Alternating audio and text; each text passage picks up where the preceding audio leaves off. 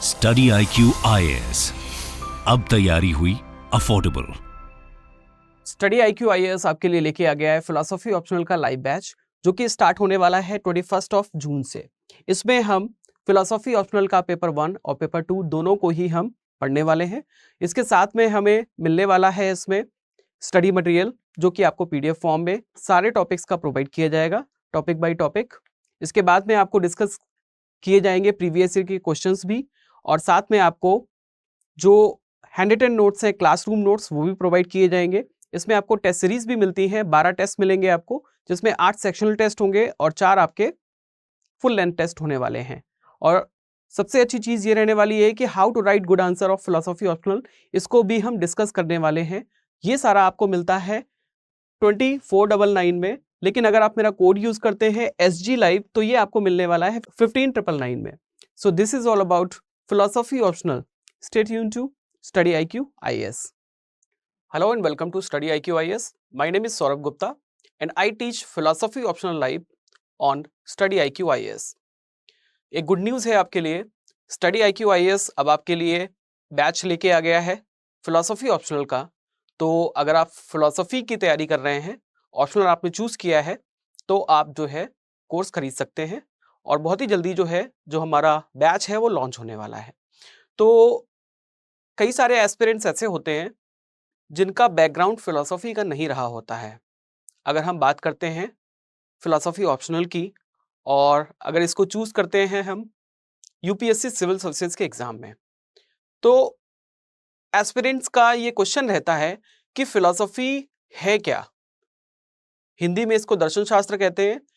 तो उनको ये समझना होता है कि दर्शन आखिर है क्या, क्या इसकी विषय वस्तु होती है, क्या इसका कंटेंट रहता है, क्या इसका सब्जेक्ट मैटर होता है, क्या इसका स्कोप है जिसको हम पढ़ते हैं।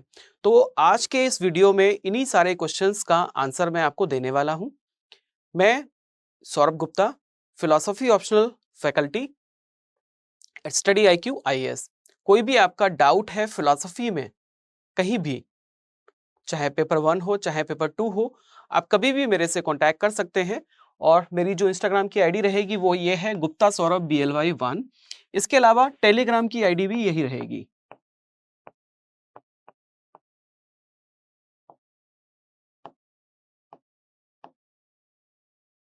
टेलीग्राम की भी सेम आईडी रहेगी।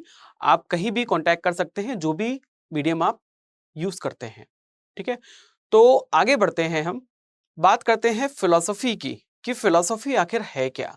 क्योंकि जब हम ये शब्द सुनते हैं फिलॉसफी, कई सारी चीजें हमारे माइंड में आती हैं। जनरली ऐसा हमारी आम बोलचाल की भाषा में ये बोलते हैं लोग कि ठीक है, ज़्यादा फिलॉसफी मत झाड़ो, ठीक है, अरे ये तो बड़े फिलोसोफर हैं, वो तो बहुत भारी फिलोसोफर हैं, ये तो अपने आप को बहुत भारी फिलोसोफर समझते हैं, है ना।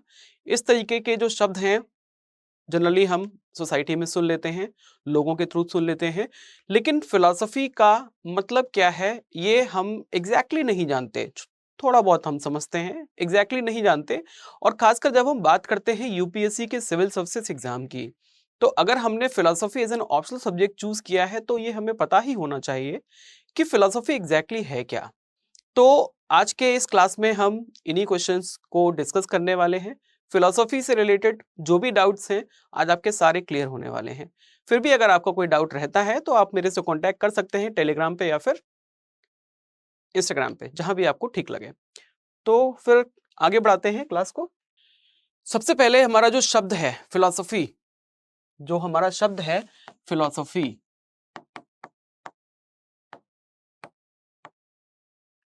इसको हम समझने की कोशिश करेंगे कि फिलॉसफी को फिलॉसफी क्यों कहा जाता है और फिलॉसफी शब्द का अर्थ क्या है, इसका शाब्दिक अर्थ क्या है। Which means we are going to study the etymological meaning. ठीक है, इसकी हम एटिमोलॉजी को समझेंगे, इसका जो लिटरल मीनिंग है उसको हम समझेंगे कि इसका शाब्दिक अर्थ क्या है। ठीक है, उसके बाद में इसका जो ट्रांसलेशन है दर्शन, हिंदी में इसको हम दर्शन कहते हैं, और जब हम इसको स्टडी करते हैं तो ये बन जाता है दर्शन शास्त्र। ठीक है, तो दर्शन शास्त्र को दर्शन शास्त्र क्यों कहा जाता है, दर्शन को दर्शन क्यों कहा जाता है, फिलॉसफी को फिलॉसफी क्यों कहा जाता है, अगर हम इसको समझ लेते हैं तो हम काफी हद तक ये समझ जाएंगे कि फिलॉसफी है क्या या फिर दर्शन है क्या। एक चीज मैं आपको और अच्छे से क्लियर कर दूं कि जब भी हम फिलॉसफी सब्जेक्ट पढ़ेंगे, अगर आपने मन बनाया है फिलॉसफी ऑप्शनल को चूज करने का, तो एक चीज बहुत अच्छे से आपको पता होनी चाहिए कि जो फिलॉसफी है उसको समझने के लिए चाहे कोई भी स्कूल ऑफ थॉट हो, चाहे कोई भी डॉक्ट्रिन हो, चाहे कोई भी थिंकर हो, उनकी जो टर्मिनोलॉजी होती है, जो भी टर्म्स देते हैं वो अपने फिलॉसफी में, अगर आप उनके टर्म्स को समझ जाते हैं तो काफी हद तक आप फिलॉसफी को समझ जाते हैं। अगर आप उनकी टर्मिनोलॉजी को समझ गए तो उनकी काफी हद तक उनकी जो फिलॉसफी है समझ जाते हैं। ठीक है, तो आपको क्या करना है, उनकी टर्मिनोलॉजी को बहुत अच्छे से समझना है। एक और चीज मैं क्लियर करूं यहाँ पे कि आम बोलचाल की भाषा में जिन शब्दों का मतलब कुछ और होता है, उन शब्दों का मतलब फिलॉसफी में कुछ और होता है। तो इसलिए हमें बड़ी सावधानी बरतनी पड़ेगी। लेकिन एक बार अगर हम टर्मिनोलॉजी समझ गए फिलॉसफी की, तो फिलॉसफी में समझने के लिए कुछ रह नहीं जाता है, काफी इजी हो जाता है। ठीक है, जैसे कि अगर मैं एक बात करता हूं, एक शब्द होता है आस्तिक,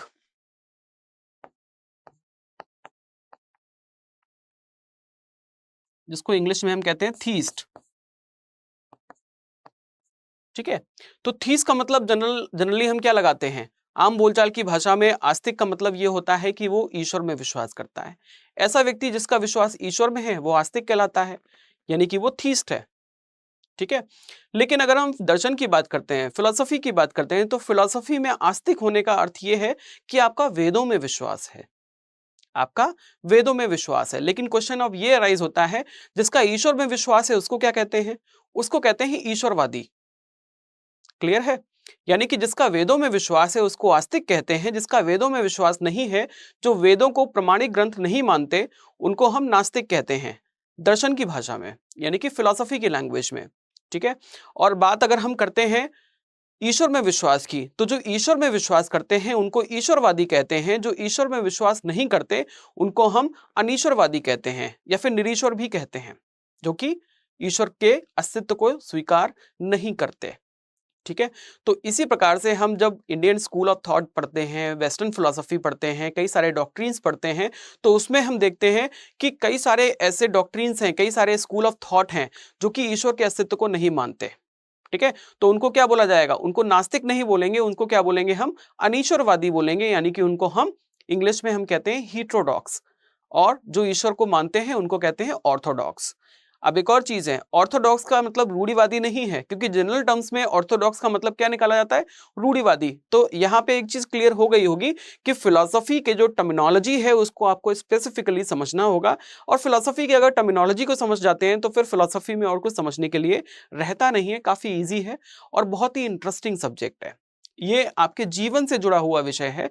यदि आपको फिलॉसफी में आपने थोड़ा बहुत भी पढ़ा है, अगर आप पढ़ना स्टार्ट करते हैं तो ये एक चाशनी की तरह है कि आप इसमें डूबते जाते हैं, डूबते जाते हैं, आपको इतना आनंद आता है जिसका कोई हिसाब नहीं। तो बहुत ही सुंदर विषय है, अगर आप इसको चूज करते हैं। समझते हैं एक बार फिलॉसफी का क्या मतलब है। तो जो वर्ड है फिलॉसफी, ये डिराइव हुआ है ग्रीक वर्ड से। पहला वर्ड है फिलो और दूसरा है सोफिया। दो वर्ड्स हैं, ग्रीक वर्ड्स हैं, क्योंकि जैसे कि अगर हम बात करते हैं किसी भी भाषा के किसी भी शब्द की, तो कोई भी शब्द है वो अपनी रूट वर्ड से आया होता है। कोई भी भाषा का जो शब्द है वो अपने जो रूट वर्ड है, यानी कि उसकी अगर हम हिंदी में बात करते हैं तो वो अपनी धातु से निर्मित हुआ है। ठीक है, तो इंग्लिश के जो शब्द हैं, कुछ शब्द लैटिन से आए हैं, कुछ ग्रीक से आए हैं, कुछ दूसरी लैंग्वेजेस से आए हुए हैं। तो इसी प्रकार से जो हमारा फिलॉसफी शब्द है, तो जो फिलॉसफी शब्द है ये ग्रीक लैंग्वेज से आया है, और ग्रीक लैंग्वेज के इसमें दो वर्ड्स हैं।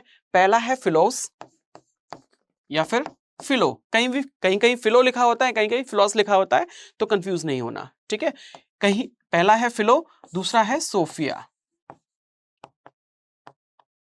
दोनों के अर्थ को हमें समझना होगा। फिलो का मतलब होता है लव, सोफिया का मतलब होता है विजडम।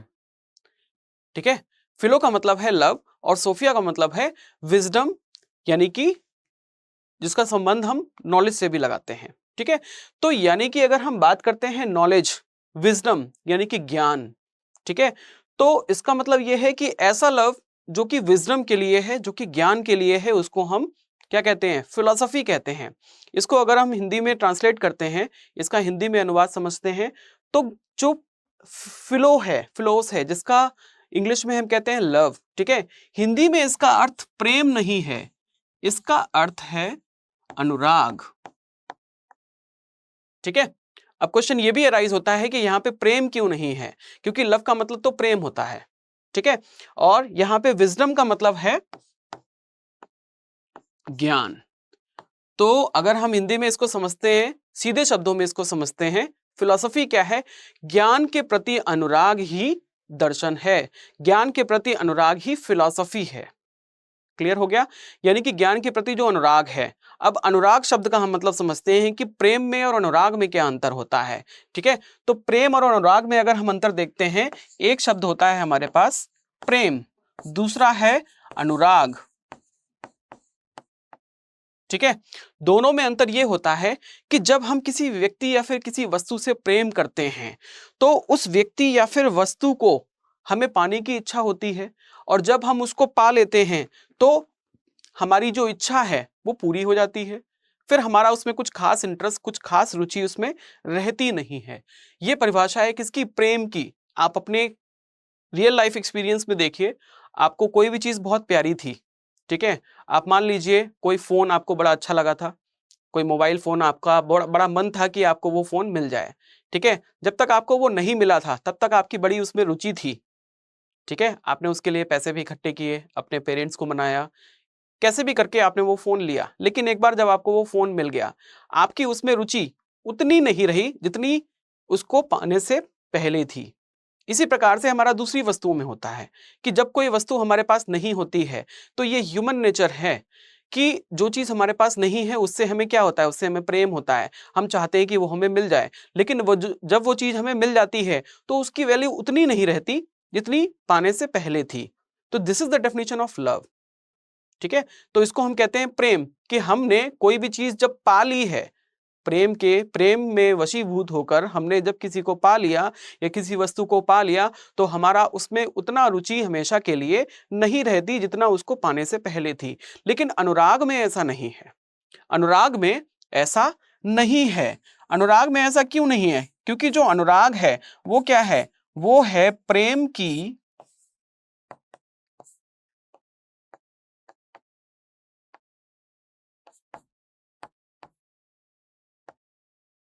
यह है प्रेम की पराकाष्ठा, ठीक है। प्रेम की पराकाष्ठा का मतलब क्या होता है? प्रेम की पराकाष्ठा, जो वर्ड है पराकाष्ठा, दैट मींस सुप्रीम डिग्री, यानी कि जो सुप्रीम डिग्री ऑफ लव है, that is for wisdom which is called philosophy. यानी कि जो प्रेम की पराकाष्ठा है किसके? ज्ञान के प्रति आपकी, तो वो कहलाता है क्या? वो कहलाता है फिलॉसफी। अब यहाँ पे प्रेम की पराकाष्ठा का मतलब ये होता है कि ऐसा प्रेम किसी भी चीज या फिर किसी भी वस्तु, किसी व्यक्ति के लिए जिसको हमें पाने से पहले भी होता है और पाने के बाद भी रहता है, और हमारी रुचि उसमें कभी भी कम नहीं होती। और ज्ञान के प्रति जिसका प्रेम होता है तो वो प्रेम नहीं, वो अनुराग बन जाता है, क्योंकि ज्ञान ऐसी वस्तु है जो कभी भी पूरी प्रकार से, पूरी तरीके से आपको प्राप्त हो ही नहीं पाती। हमेशा आप ज्ञान के नित नए आयाम ढूंढते हैं, मिले हुए ज्ञान से आप संतुष्ट नहीं होते। जो कुछ भी आपको ज्ञान मिला है आप हमेशा यही सोचते हैं कि नहीं, मैं तो अभी भी लर्निंग कर रहा हूं। आप अभी मैं अभी भी लर्निंग कर रहा हूं, मैं अभी भी सीख रहा हूं। कभी भी आप एक किसी लर्न व्यक्ति को, किसी बहुत ही ऊंचे ओहदे पे बैठे हुए व्यक्ति को, किसी पढ़े लिखे व्यक्ति को ये नहीं देखोगे बोलते हुए कि नहीं मुझे तो सब कुछ आता है। वो हमेशा यही कहता है कि मैं अभी भी सीख रहा हूं, मैं अभी भी लर्न कर रहा हूं, ठीक है। अगर हम बात करते हैं ज्ञान की, तो ज्ञान के लिए जो व्यक्ति ये बोलता है, which means he has the supreme degree of love towards wisdom, उसका ज्ञान के प्रति अनुराग हो गया है। अब ज्ञान के प्रति अनुराग है, इसका मतलब यह है he is the philosopher. Philosopher का मतलब ये नहीं है कि आप फिलोसफी की बहुत सारी बुक्स पढ़ते हैं, बहुत सारे स्कूल ऑफ थॉट पढ़ते हैं, बहुत सारे थिंकर्स को पढ़ते हैं तभी आप फिलोसोफर हैं। फिलोसोफर का सीधा सा मतलब यह है कि आप नित नए ज्ञान की खोज में रहते हैं और कभी भी मिले हुए ज्ञान से आप सेटिस्फाई नहीं होते, आप उसके भी ज्यादा गहराई में जाने की कोशिश करते हैं। जैसे एक प्याज होता है, प्याज के छिलके उतारा, एक नया रूप मिलता है, फिर उसका छिलका उतारा, नया रूप मिलता है, तो कभी भी वो जो है आपको सेटिस्फाई नहीं करता। उसी प्रकार से जो है वो ज्ञान है। ज्ञान की परत दर परत, परत दर परत, परत दर परत आप उतारते जाते हैं, लेकिन उसके बाद भी ज्ञान इतना गहरा है कि पूरी प्रकार से हमें ज्ञान की प्राप्ति नहीं हो पाती। हमें जो एब्सोल्यूट ट्रुथ है उसकी खोज में हम हमेशा रहते हैं। क्लियर है? तो इसको कहते हैं फिलॉसफी, यानी कि ज्ञान के प्रति अनुराग ही क्या है? फिलॉसफी है। क्लियर हो गया? तो अब फिलॉसफी तो समझ में आ गया। अब हम बात करते हैं भारतीय दर्शन में कि अगर हम इंडियन फिलॉसफी की बात करते हैं तो इंडियन फिलॉसफी में जो फिलॉसफी है उसका जो अनुवाद है उसको हम कहते हैं दर्शन। तो अब हम ये समझेंगे कि दर्शन का मतलब क्या होता है। क्लियर? नेक्स्ट, अब हम समझेंगे कि दर्शन का मतलब क्या है। जैसे हमने फिलॉसफी की एटिमोलॉजी को समझा था, उसके शाब्दिक अर्थ को समझा था, वैसे ही हम अब दर्शन के शाब्दिक अर्थ को समझेंगे और दर्शन के शाब्दिक अर्थ को समझकर ही हम दर्शन को समझ जाएंगे कि दर्शन है क्या। तो दर्शन के लिए हमारे उपनिषदों में एक सेंटेंस दिया है कि दृश्यते अनेन इति दर्शनम। दृश्यते अनेन इति दर्शनम, अर्थात जिसके द्वारा देखा जाए या फिर जो कुछ भी देखा जाए वही दर्शन है। जिसके द्वारा देखा जाए या फिर जो कुछ भी देखा जाए वो दर्शन है। अब यहां पर देखने का क्या अर्थ है? देखने का अर्थ ये है कि आप अपने सिर्फ सेंस ऑर्गन्स से नहीं देखते, क्योंकि देखने का क्या मतलब है? परसेप्शन। हम जब परसीव करते हैं तो अपने सेंस ऑर्गन से परसीव करते हैं, अपनी आंखों से परसीव करते हैं। ठीक है? इसके अलावा हमारे जो भी 4 और सेंस ऑर्गन्स हैं उनसे भी हम क्या करते हैं? उनसे भी हम परसेप्शन लेते हैं, यानी कि उनसे भी हम ज्ञान की प्राप्ति करते हैं। तो जो परसेप्शन है यानी कि जो ज्ञान है, देखने का जो अर्थ है वो सिर्फ हमारे 5 इंद्रियों तक सीमित नहीं है, वो हमारी 6ठी इंद्री तक जाता है, यानी कि हम मन की आंखों से भी देखते हैं। यानी कि हमारे पास एक ऐसी दृष्टि भी होती है जिससे हम उसको भी देख पाते हैं जो हमारे सेंस ऑर्गन्स के निकट नहीं होता। क्लियर है? मेरी आंखों के सामने है उसको तो मैं देख पा रहा हूं, लेकिन जो मेरी आंखों के सामने नहीं है क्या उसको मैं देख पा रहा हूं? अगर देख पा रहा हूं इसका मतलब मैं दर्शन कर रहा हूं। अगर नहीं देख पा रहा हूं तो मैं दर्शन नहीं कर रहा हूं, मैं सिर्फ उसको अपनी जो एम्पिरिकल आंखें हैं, जो मेरी भौतिक आंखें हैं, उनसे मैं सिर्फ भौतिक दृश्य देख रहा हूं, वो दर्शन नहीं है। दर्शन उससे आगे जाने की चीज है। और वो क्या है? जैसे कि एक एग्जांपल मैं देता हूं आपको। यदि कोई व्यक्ति मृत्यु को प्राप्त हुआ है, अगर किसी व्यक्ति की डेथ हुई है, तो हम ये देखते हैं, हम एज अ कॉमन मैन हम देखते हैं कि वो व्यक्ति मर गया है और उसकी डेड बॉडी को ले जा रहे हैं। तो हम उसको एज अ डेड बॉडी देखते हैं, लोगों को उसको ले जाते हुए देखते हैं अपनी फिजिकल आंखों से। तो हमने क्या देखा? हमने उसको देखा कि भाई उसके डेड बॉडी को ले जा रहे हैं। लेकिन जब हम इसके आगे के बारे में सोचते हैं कि उसकी मृत्यु हुई है, इसका क्या अर्थ है? इसका अर्थ ये है कि उसकी आत्मा जो है वो उसके शरीर से अलग हो गई है, जिसको हम अपनी फिजिकल आंखों से नहीं देख पाते, अपनी भौतिक आंखों से नहीं देख पाते। ऐसा हम कब देखते हैं? अपनी मन की आंखों से देखते हैं। तो ये दर्शन है। मैं ये देखता हूं कि उसके आगे का भी मैं ये सोचता हूं कि क्या इसका पुनर्जन्म संभव होगा? क्या इसको स्वर्ग की प्राप्ति होगी या फिर नरक की प्राप्ति होगी? इसके कर्म क्या रहे होंगे? इसके कर्मों के अनुसार इसको कौन सा अब जन्म मिलने वाला है? तो इन सब चीजों का जब हम विचार करते हैं तो वो क्या है? वो दर्शन है। क्लियर है? अब इसी प्रकार से आप ये वीडियो देख रहे हैं, अगर मैंने ये जो वीडियो है ये मैंने किसी न किसी स्टूडियो में रिकॉर्ड किया होगा, तो जब आप स्क्रीन पे ये वीडियो देख रहे हैं तो स्क्रीन पे आपको जितना कुछ भी दिखाई दे रहा है, आपको एक पीपीटी दिखाई दे रही है, ठीक है, एक प्रेजेंटेशन दिखाई दे रही है, उसके ऊपर हेडिंग पड़ी है दर्शन एटिमोलॉजी, उसके नीचे जो है उसको मैंने एक्सप्लेन किया है, द स्टडी IQ का लोगो है, और इधर मैं फिजिकल आपके सामने कुछ एक्सप्लेन कर रहा हूं। ठीक है, तो ये जो आप अपनी आंखों से देख रहे हो ये क्या है?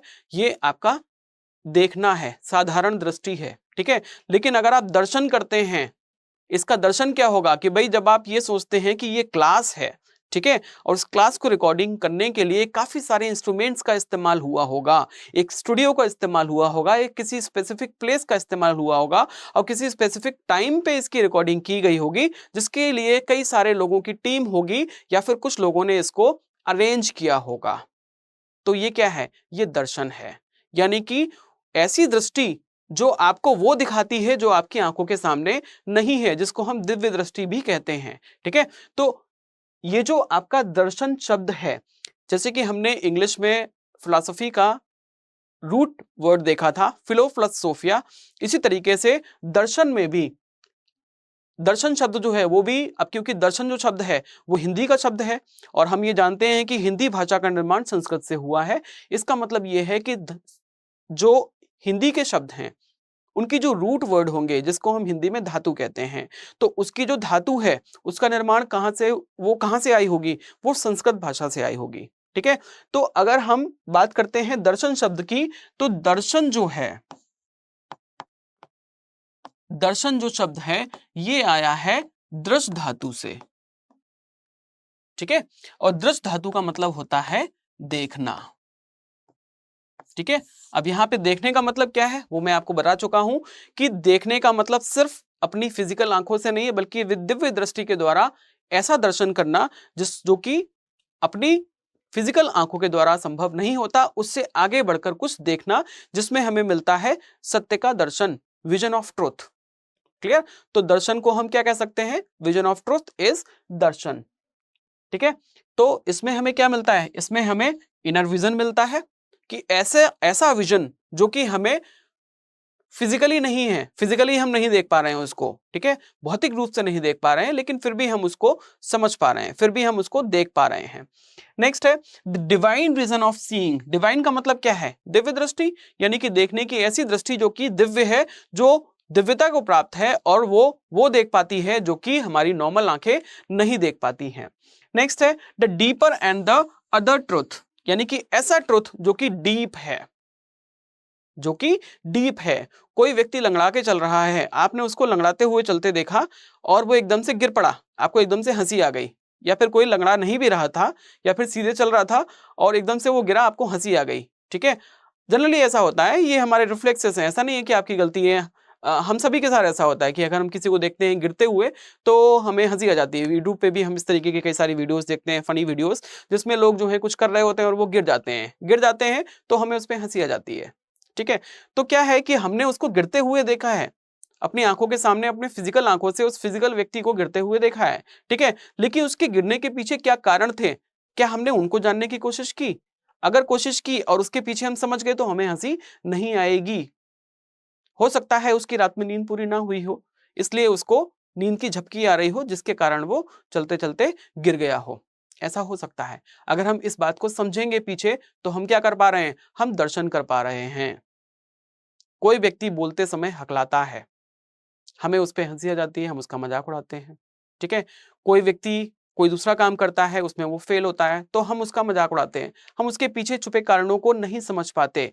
तो दर्शन की यही खास बात है कि जब भी दर्शन एक ऐसा विषय है कि अगर आप इसको पढ़ते हैं तो आपको उस दिव्यता की ओर ले जाता है कि आपको लोगों के ऊपर ना तो क्रोध आता है, ना ही हंसी आती है, बल्कि अगर कोई कुछ गलत करता भी है आपके साथ में, तो आपको उसके ऊपर दया आती है कि कितना मजबूर रहा होगा ये जिसने ऐसा किया है।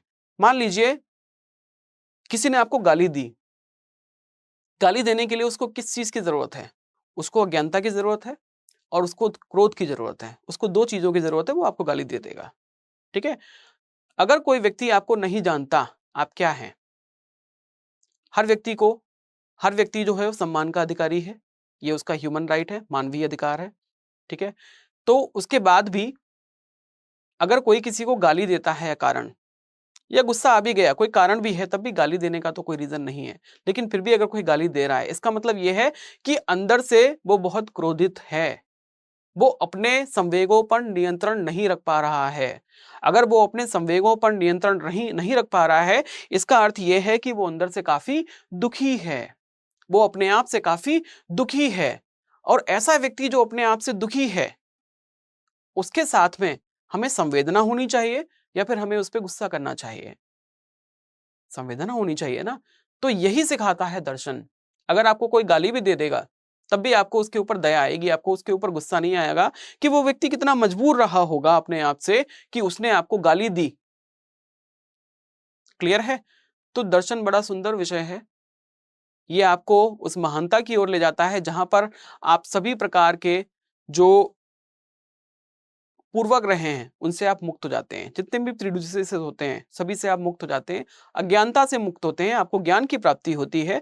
और ज्ञान प्राप्ति का मतलब ये नहीं कि आप बहुत बड़े विद्वान बन गए और जगह जगह जाकर आप उनको ज्ञान जो है वो बांट रहे हैं। ठीक है, ज्ञान का अर्थ ये है कि आपके लाइफ में आपको जो चाहिए वो आप प्राप्त कर सकते हैं।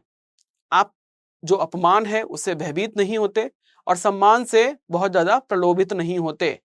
यही ज्ञान है, क्योंकि आप अच्छे से जानते हैं कि ना तो कोई आपको अपमानित कर सकता है और ना ही कोई आपका सम्मान कर सकता है, क्योंकि कोई भी इस दुनिया में इसलिए नहीं आया है कि भाई मेरा तो उद्देश्य ये है कि मैं उनका सम्मान करूंगा या फिर मैं उनका अपमान करूंगा। वो सिर्फ दुनिया में आए हैं, दैट्स इट। आपका उससे कोई लेना देना नहीं है। ठीक है, तो ऐसा नहीं है कि किसी ने आपसे कुछ गलत कह दिया तो आपको बहुत गुस्सा आ गया और आपने बस उसने ये कहा मैं उसको 4 कहूंगा। ऐसा नहीं है। दर्शन आपको यही सिखाता है कि कोई व्यक्ति अगर आपके साथ कुछ गलत करता है या कुछ भी गलत करता है, इसका मतलब ये है कि वो मजबूर है, उसको काउंसलिंग की जरूरत है। क्लियर है? नेक्स्ट आगे हम बात करते हैं।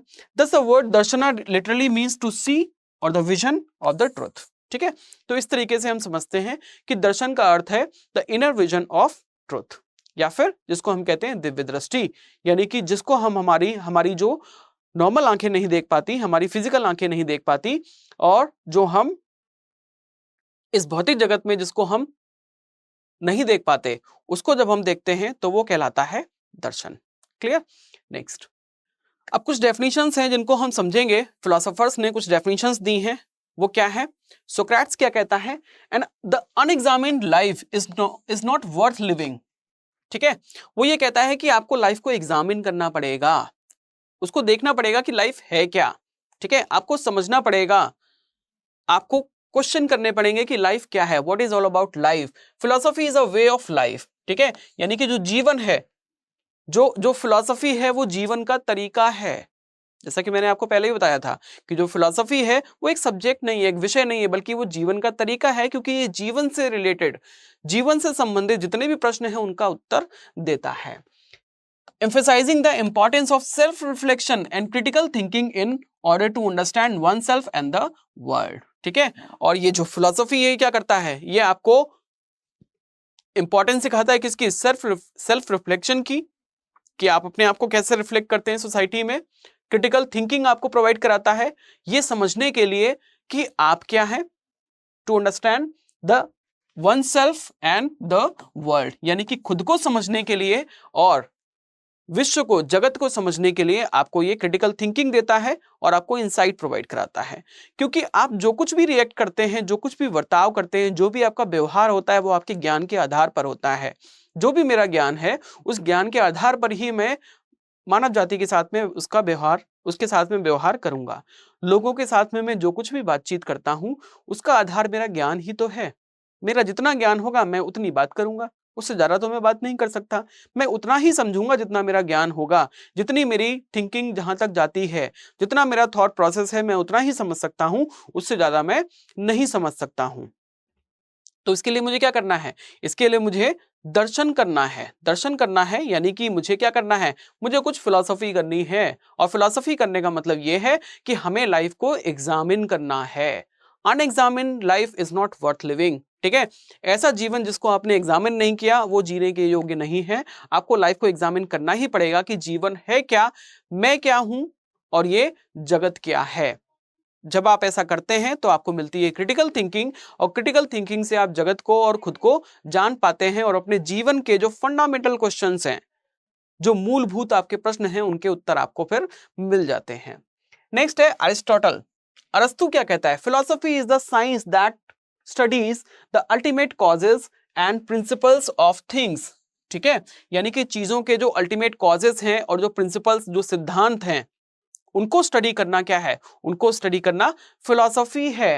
And it is a systematic investigation into the fundamental principles and reasons underlying reality. यानी कि जो रियलिटी, जो कुछ भी आप समझते हैं, चाहे आप इस भौतिक जगत को रियल समझते हैं या फिर परमार्थिक जगत को रियल समझते हैं, जो कुछ भी आप रियल समझते हैं, उसके पीछे के कारण क्या हैं, उनको जब आप समझते हैं, दैट इज कॉल्ड फिलॉसफी। इसीलिए जो अरिस्टोटल है अपने आदर्शवाद में वो कॉजेशन का वर्णन करता है, कॉजेशन की थियरी देता है। जिसमें वो ये कहता है कि कोई भी कार्य जो है वो कारण से उत्पन्न होता है, बिना कारण के कोई कार्य नहीं होता। मैं यहाँ आया हूँ, इसका मतलब कोई रीजन होगा, कोई कारण तो होगा जो मैं यहाँ पे क्लास में आपको फिलॉसफी की क्लास ले रहा हूँ, फिलॉसफी आपको मैं समझा रहा हूँ।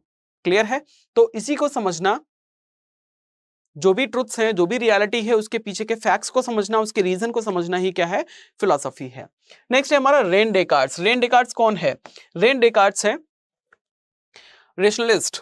जब हम बुद्धिवादी दार्शनिक की बात करते हैं, कल हमने इससे पहले जो एक वीडियो आया था जिसमें हमने बात की थी फिलॉसफी ऑप्शनल के सिलेबस की, तो फिलॉसफी ऑप्शनल के सिलेबस में हमारा जो वेस्टर्न फिलॉसफी है उसमें एक स्कूल ऑफ थॉट है, दैट इज कॉल्ड रेशनलिज्म, जिसको बुद्धिवाद भी कहते हैं, जो ये कहता है कि सभी प्रकार का जो ज्ञान है वो बुद्धि से संभव है। तो बुद्धिवाद का जो समर्थक है, he is a father of rationalism, that is who is called René Descartes, जिसको हम डेकार्ट्स बोलते हैं, हिंदी में इसको डेकार्टे भी कहीं कहीं लिखा होता है। तो ये क्या कहता है? Philosophy is like a tree. ठीक है, यानी कि जो फिलॉसफी है वो क्या है? वो एक वृक्ष है। It roots are metaphysics. अब इसकी जो रूट है, यानी कि इसकी जो जड़ है वो क्या है? वो मेटाफिजिक्स है। अभी हम इसको भी समझेंगे कि मेटाफिजिक्स क्या होता है। It's trunk is physics. इसका जो तना है, इसका जो ट्रंक है वो क्या है? वो फिजिक्स है। ठीक है, and its branches are all the other sciences. और इसकी जो कई सारी शाखाएं निकली हुई हैं वो सारी क्या है? वो सारी विज्ञान की शाखाएं हैं। वो सारी, चाहे वो फिजिकल साइंस हो गया, चाहे वो बायोलॉजिकल साइंस हो गया, चाहे वो केमिकल साइंस हो गया, वो सारी क्या है? वो सारी इसकी शाखाएं हैं। किसकी? फिलॉसफी की शाखाएं हैं। ठीक है, Descartes of philosophy as a foundational discipline. और वो ये कहता है कि जो फिलॉसफी वो क्या है? एक फाउंडेशनल डिसिप्लिन है, यानी कि एक मूलभूत, आधारभूत विषय है। डिसिप्लिन का मतलब है यहाँ पे विषय। That provides a framework for other branches of knowledge to flourish. ठीक है, जो कि फ्रेमवर्क प्रोवाइड कराता है दूसरी ब्रांचेस ऑफ नॉलेज को फलीभूत होने के लिए, उनको फ्लॉरिश होने के लिए। ठीक है, अब एक चीज और समझनी है कि अगर हम बात करते हैं फिलॉसफी की डेफिनेशंस की, तो ये भी कहा जाता है कि philosophy is the mother of all sciences and father of all arts. ये माता है सभी प्रकार के विज्ञानों की और ये पिता है सभी प्रकार की कलाओं का। सभी प्रकार की कलाओं का ये पिता है। सभी प्रकार का जो ज्ञान है वो फिलॉसफी से ही निकला है। जब पहले कोई भी विषय नहीं हुआ करता था तो एक ही विषय था, और वो कौन सा था? वो था फिलॉसफी, वो था दर्शन। दर्शन से ही सभी विषयों की उत्पत्ति हुई है। बाद में धीरे धीरे क्या हुआ? सारी ब्रांचेस जो थी, सारी शाखाएं जो थी, वो बहुत ही विशाल होती गई और उन्होंने अपने आप में एक सेपरेट डिसिप्लिन का रूप ले लिया, जिसको आप पढ़ते हैं biological science, physical science, chemical science, engineering, medical, जो भी है। इस तरीके से सभी विषय जो है वो अलग अलग हो गए। पहले एक ही विषय हुआ करता था और वो क्या होता था? दर्शन शास्त्र, यानी कि philosophy. Clear? Next, now we are going to study the branches of philosophy. अब हम ये समझेंगे कि फिलॉसफी की ब्रांचेस क्या होती हैं। इससे पहले अभी जो डेकार्ट्स की जो डेफिनेशन थी, जिसमें उसने ये कहा था मेटाफिजिक्स इज द रूट। ठीक है, और जो फिजिक्स है वो क्या है? उसका ट्रंक है। ठीक है, और जो दूसरी जो साइंसेस हैं वो सारे क्या हैं? उसकी ब्रांचेस हैं। तो इस तरीके से एक बार हम इसको समझ लेते हैं कि ब्रांचेस ऑफ फिलॉसफी क्या होती हैं। ठीक है, पहला है मेटाफिजिक्स। मेटाफिजिक्स को क्या बोला गया है? कि this is the root of philosophy, यानी कि ये फिलॉसफी की जड़ है। अब जड़ तो बहुत बड़ी चीज होती है, बिना जड़ के तो कोई भी ट्री जो है वो सर्वाइव नहीं कर सकता, which means this is a very big thing for a tree. इसकी बहुत ज्यादा इंपॉर्टेंस है। कैसे? अगर हम बात करते हैं मेटाफिजिक्स की, तो इसमें दो वर्ड्स हैं। पहला है मेटा, दूसरा है फिजिक्स। मेटा का मतलब होता है बियॉन्ड और फिजिक्स का मतलब होता है फिजिकल वर्ल्ड।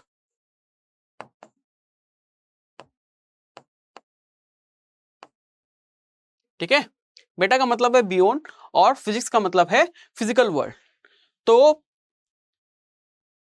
ऐसी स्टडी जो कि हम फिजिकल वर्ल्ड के परे की चीजों की करते हैं, यानी कि ऐसी चीजों की स्टडी करते हैं जो कि बियॉन्ड फिजिकल वर्ल्ड हैं। और वो बियॉन्ड फिजिकल वर्ल्ड क्या क्या चीजें हो सकती हैं? वो होता है सेल्फ, वर्ल्ड एंड गॉड। इस तरीके के जो कॉन्सेप्ट्स हैं, ये कहाँ हैं? ये बियॉन्ड फिजिकल वर्ल्ड है। अगर हम बात करते हैं सेल्फ की, सेल्फ का मतलब होता है सोल, जिसको हम हिंदी में क्या बोलते हैं? आत्मा बोलते हैं। तो जो आत्मा है वो फिजिकल तो नहीं है, आत्मा जो है वो फिजिकल नहीं है, इसको हम फिजिकली तो नहीं देखते। और फिजिकली नहीं देखते इसका मतलब ये है कि this is metaphysical, beyond physical world है। इसका मतलब इसको हम जब भी पढ़ेंगे तो हम कहाँ पढ़ेंगे, कौन सी ब्रांच में पढ़ेंगे, फिलॉसफी की मेटाफिजिक्स वाली ब्रांच में पढ़ेंगे। किस में पढ़ेंगे, मेटाफिजिक्स में पढ़ेंगे। ठीक है, नेक्स्ट है वर्ल्ड। वर्ल्ड का मतलब क्या है, वर्ल्ड का मतलब है जगत। अब जो जगत जो है वो हमें दिखाई दे रहा है, जो दिखाई दे रहा है बस वही जगत नहीं है, जो नहीं दिखाई देता है वो भी जगत है। और जितनी चीजें, और ऐसा तो है नहीं कि जितना भी जगत है वो सारा हमें दिखाई देता है, बहुत सारी चीजें जो हमें नहीं दिखाई देती हैं। ठीक है, तो उसकी भी हम स्टडी किस में करते हैं, मेटाफिजिक्स में करते हैं। नेक्स्ट है गॉड। गॉड को हम देख नहीं सकते बट हम मानते हैं, तो उसको जब हम स्टडी करेंगे तो कहाँ करेंगे, मेटाफिजिक्स में करेंगे। ठीक है, तो मेटाफिजिक्स है, इसको हम हिंदी में बोलते हैं तत्व मीमांसा। नेक्स्ट है एपिस्टेमोलॉजी। एपिस्टेमोलॉजी को मतलब होता है ज्ञान मीमांसा। मीमांसा का मतलब होता है इन्वेस्टिगेशन, ज्ञान का मतलब है नॉलेज, यानी कि जब हम नॉलेज का इन्वेस्टिगेशन करते हैं तो वो क्या कहलाता है, तो वो कहलाता है ज्ञान मीमांसा। नेक्स्ट है एक्सियोलॉजी। एक्सियोलॉजी का मतलब होता है मूल्य मीमांसा। मूल्य का मतलब होता है एथिक्स, वैल्यूज, क्या क्या चीजें इंपॉर्टेंट है इंसान के लिए, उसको उसको क्या होना चाहिए, उसको एथिकल होना चाहिए, उसको मूल्यों की कदर होनी चाहिए, वो सत्यवादी होना चाहिए, अच्छा होना चाहिए, एथिकल बिहेवियर होना चाहिए, सोसाइटी में उसको फेवरेबल होना चाहिए, डिजायरेबल होना चाहिए, है ना। तो ये सारी चीजें हम कहाँ पढ़ते हैं, एक्सियोलॉजी, जिसको हम हिंदी में कहते हैं मूल्य मीमांसा। यानी कि जो आपके एथिक्स, इंटीग्रिटी एंड एप्टीट्यूड वाला जो पेपर है, वो जो एथिक्स है वो क्या है, वो एक्सियोलॉजी ही है, which is a branch of philosophy only. ठीक है, तो इसलिए अगर आप फिलोसॉफी ऑप्शनल चूज करते हैं तो एथिक्स में भी आपको काफी हेल्प मिलती है। नेक्स्ट है एस्थेटिक्स। एस्थेटिक्स का मतलब होता है सौंदर्य शास्त्र, जिसमें हम सौंदर्य की स्टडी करते हैं कि जो ब्यूटी है, the study of beauty, beauty की इंपॉर्टेंस क्या है हमारी लाइफ में, what is beautiful and what is the importance of beautiful, being beautiful, किसी भी वस्तु की जो सुंदरता है वो क्या है। ठीक है, नेक्स्ट बात करते हैं लॉजिक की। Logic is also branch of philosophy. अब लॉजिक का मतलब क्या है, तर्क, यानी कि जो तर्क शास्त्र है वो भी अपने आप में फिलोसॉफी की ही एक ब्रांच है। नेक्स्ट है पॉलिटिकल फिलोसफी। इसमें हम कुछ पॉलिटिकल इश्यूज की बात करते हैं। अगर हम बात करते हैं पॉलिटी की, यानी कि पॉलिटिकल साइंस की, तो पॉलिटिकल साइंस ये है कि वो हमें इक्वलिटी का मतलब बताती है कि इक्वलिटी का जनरल मीनिंग क्या है। लेकिन प्लेटो के लिए इक्वलिटी का क्या मतलब है, मेरे लिए इक्वलिटी का क्या मतलब है, ये मैं पढ़ता हूं पॉलिटिकल फिलोसफी में। क्लियर। इसी तरीके से फिलोसफी ऑफ रिलीजन, रिलीजन की जब हम स्टडी करते हैं किसी पर्टिकुलर रिलीजन की, तो दैट इज कॉल्ड थियोलॉजी। लेकिन जब हम रिलीजन का एक जनरल स्टडी करते हैं, सारे रिलीजन्स की स्टडी करते हैं कि भाई रिलीजन होता क्या है, रिलीजन की इंपॉर्टेंस क्या है हमारे लाइफ में, क्या रिलीजन बहुत जरूरी है हमारे लाइफ में, क्या गॉड के बिना रिलीजन हो सकता है, क्या बिना गॉड के रिलीजन चल सकता है, अगर चल सकता है तो कौन कौन से वो रिलीजन हैं जहां गॉड नहीं है। ठीक है, इस तरीके के क्वेश्चंस का आंसर हमें देता है फिलोसफी ऑफ रिलीजन। और इसके अलावा और भी बहुत सारी ब्रांचेस हैं, सब ब्रांचेस हैं फिलोसफी की जिनको हम स्टडी करते हैं। तो ये थी आपकी कुछ मेन ब्रांचेस जिसमें हम फिलोसफी को पढ़ते हैं। नेक्स्ट अब हम बात करने वाले हैं कुछ फंडामेंटल क्वेश्चंस की। What do we study in philosophy, हम फिलोसफी में पढ़ते क्या हैं। तो ये कुछ क्वेश्चंस हैं, इनके आंसर्स हमें फिलोसफी देता है और इन्हीं क्वेश्चंस के आंसर्स को फाइंड आउट करने के लिए हम फिलोसफी को पढ़ते हैं। ठीक है, तो जो पहला क्वेश्चन है ये है हमारा व्हाट इज नॉलेज, ज्ञान क्या है। ठीक है, नेक्स्ट है what are the valid sources of knowledge, ज्ञान की प्राप्ति के जो उपयुक्त वैलिड सोर्सेस हैं वो कहां से मिलेंगे। अगर हमें नॉलेज चाहिए तो नॉलेज का जो वैलिड सोर्स है वो क्या है, हमें ज्ञान की प्राप्ति कहां से हो सकती है। व्हाट इज इल्यूजन, भ्रम क्या है। हमेशा जो हमें लगता है ज्ञान है वो हमेशा ज्ञान नहीं होता। कई बार हम रस्सी में भी सांप को देख लेते हैं, हमें लगता है वो सांप है, हम डर के मारे भाग जाते हैं, लेकिन वो होती क्या है, रस्सी। It means that was illusion, वो भ्रम था, है ना। तो व्हाट इज सोल, आत्मा क्या है। व्हाट इज सोल इटर्नल, क्या आत्मा अमर है। हम कई बार ये सुनते हैं लोगों से कि आत्मा जो है वो अजर और अमर है, यानी कि वो हमेशा वो जवान रहती है और हमेशा वो क्या कहते हैं कि वो ट्रांसफर तो होती है लेकिन वो कभी भी मरती नहीं है। इसको भी हम स्टडी करते हैं कि सच में ऐसा है या नहीं है। तो इस तरीके के क्वेश्चंस का आंसर हमें कहाँ मिलता है, फिलोसफी में मिलता है। डज रीबर्थ एग्जिस्ट, कुछ लोग कहते हैं पुनर्जन्म होता है, कुछ लोग पुनर्जन्म में विश्वास नहीं रखते। तो क्या पुनर्जन्म सच में होता है, कौन सी फिलोसफी कहती है कि पुनर्जन्म होता है, कौन सी फिलोसफी कहती है पुनर्जन्म नहीं होता है। कुछ ऐसे भी स्कूल ऑफ थॉट हैं जो ये कहते हैं कि आत्मा एग्जिस्ट नहीं करती, नैरात्मवाद का कॉन्सेप्ट वो फॉलो करते हैं। वो ये कहते हैं कि आत्मा एग्जिस्ट नहीं करती, लेकिन वो पुनर्जन्म की बात करते हैं। तो जब आत्मा नहीं है तो पुनर्जन्म किसका होता है? बड़ा इंटरेस्टिंग सा क्वेश्चन है ना। तो इसका आंसर भी हमें फिलॉसफी ही देती है। Next, what is God? ईश्वर क्या है? Does God exist? क्या सच में ईश्वर एग्जिस्ट करता है? कुछ लोग कहते हैं कि ईश्वर का अस्तित्व है, कुछ लोग कहते हैं ईश्वर का अस्तित्व नहीं है। तो इसका सोल्यूशन हमें कहां मिलेगा? फिलॉसफी में मिलेगा। नेक्स्ट है, what are the proofs for the existence of God?